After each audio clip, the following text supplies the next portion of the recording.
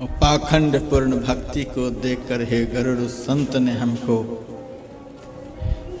करोड़ों करोड़ गुना अधिक फल देने वाली भक्ति का उपाय बतला दिया कि बेटा ये नाटक से काम चलने को नहीं है। जब भगवान का नाम शंभु मंत्र महे दुजबर दीना शुभ उपदेश विविध विधि कीन्हा।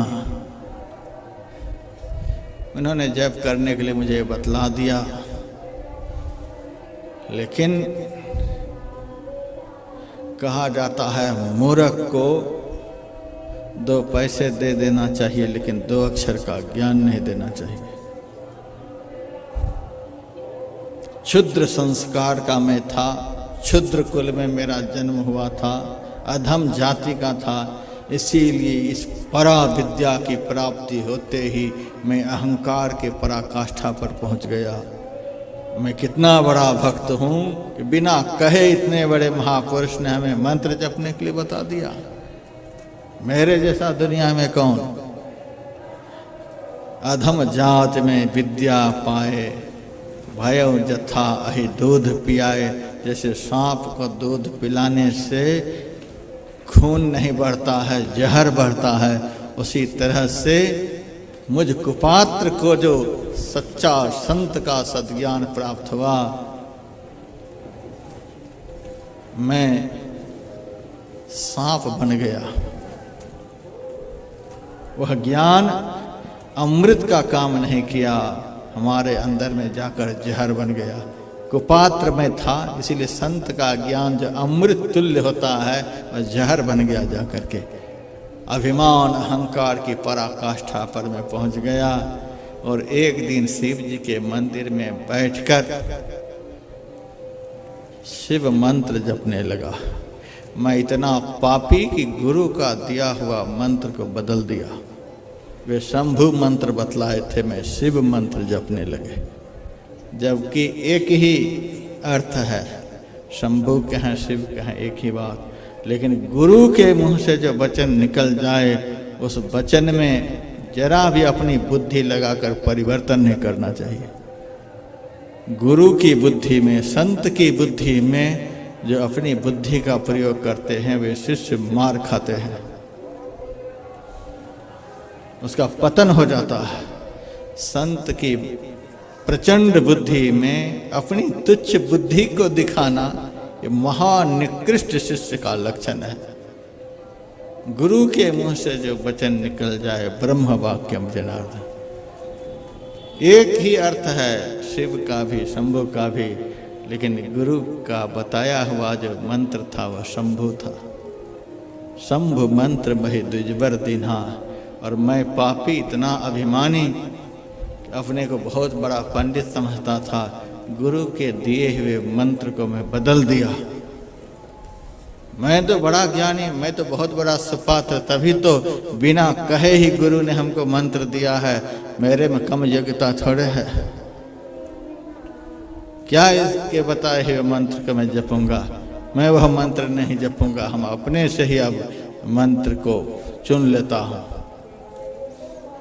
एक बार हर मंदिर जपत रहूं शिव नाम। मंत्र बदल दिया। कभी भी गुरु का दिया हुआ मंत्र नहीं बदलना चाहिए, लेकिन हाँ गुरु होना चाहिए। काकभूषुंडी जी के जैसे गुरु थे, वैसे गुरु का दिया हुआ मंत्र बदलने से घोर नरक की प्राप्ति होती है। कभी भी नहीं बदलना चाहिए। जब तक काकभूषुंड के ऐसे गुरु नहीं मिलेंगे जीवन में, तब तक करोड़ों बार मंत्र को बदलना पड़ेगा। मंत्र बदले बगैर जीवन आपका कभी नहीं बदलेगा। जिन्होंने मंत्र जप करते करते अपने जीवन को बदल लिया है, उन्हीं संत के उस सिद्ध मंत्र के द्वारा आपका जीवन बदलेगा। नहीं तो करोड़ों बार आपको मंत्र बदलना पड़ेगा। पहुँचे हुए संत सद्गुरु मिल जाने पर फिर दुनिया में सद्ज्ञान पाने के लिए कहीं भटकने की जरूरत नहीं है। लेकिन जब तक ऐसे सद्गुरु नहीं मिले हैं, तब तक सारे जीवन आपको भटकने होंगे। पहुँचे हुए संत का, पहुँचे हुए सद्गुरु का ज्ञान यदि जीवन के अंतिम श्वास में भी मिल जाएगा आपके गए हुए जीवन को वह वापस ला देगा। धुन आने जो गगन की सो मेरा गुरुदेव, पलटू साहब कहते हैं ऐसे तैसे को मैं गुरु नहीं बनाता। भौतिक ज्ञान का सिखलाने वाला यदि अधूरा गुरु है तो एक बार का काम किसी तरह चल जाएगा, लेकिन अंतर मार्ग को सिखलाने वाला अधूरा गुरु मिला तो एक बार का भी काम नहीं चलेगा। धुन आने जो गगन की सो मेरा गुरुदेव, सो मेरा गुरुदेव सेवा में करियों वाकी, शब्द में है गलतान अवस्था ऐसी जाकी, निज दिन दशा अरूर लगे न भूख प्यासा, ज्ञान भूमि के बीच चलत है उल्टी श्वासा, तुरिया सेत अतीत शोध फिर सहज समाधि, भजन तेल की धार साधना निर्मल साधि, पलटू तन मन बारिये मिले जो ऐसा। ऐसे संत ऐसे सदगुरु जीवन में मिल जाएं, तन मन प्राण को न्यौछावर करके लग जाइए उनके पीछे। धुन आने जो गगन की सो मेरा गुरुदेव। मैंने सिद्ध संत के सिद्ध मंत्र को बदलकर मनमाने ढंग से अपने से मंत्र को चुन लिए, जपने लगे। जपत रहूं शिव नाम,